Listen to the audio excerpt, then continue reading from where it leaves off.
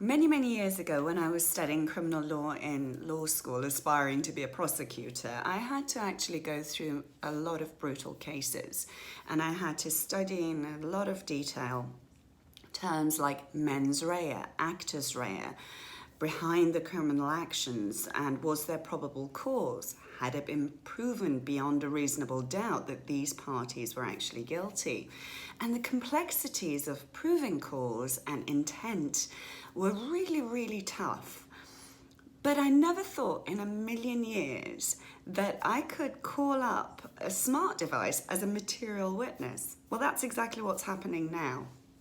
So it seems like Alexa is becoming an increasingly popular witness when it comes to investigating crimes.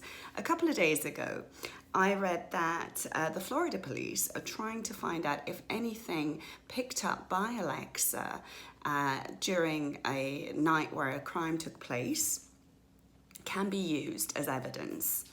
A woman unfortunately died during a fight with her boyfriend. She was left impaled by a spear and him charged with murder.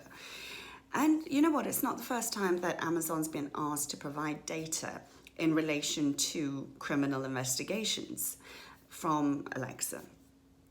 Now, I read in a research document that more than 50 million smart speakers are installed in the US households alone. So for police, that means 50 million potential virtual witnesses to a crime that happens in the privacy of our own homes. But what are the legal protections for this type of privacy invading? The Internet of Things enabled evidence are still really unclear as to where the grey lines and grey areas are.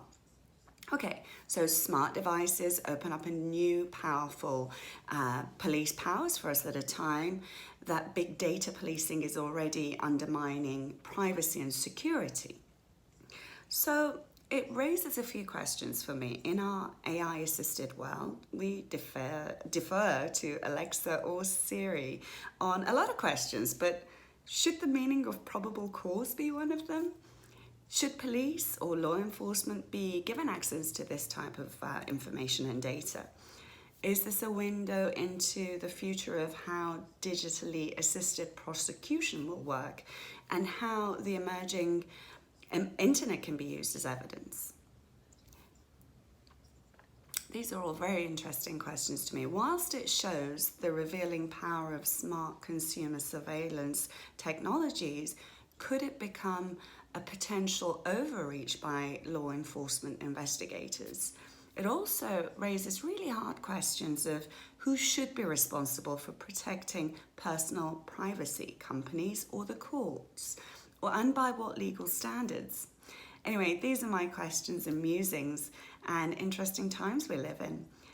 Want to hear your thoughts. What do you think? You'll hear from me soon.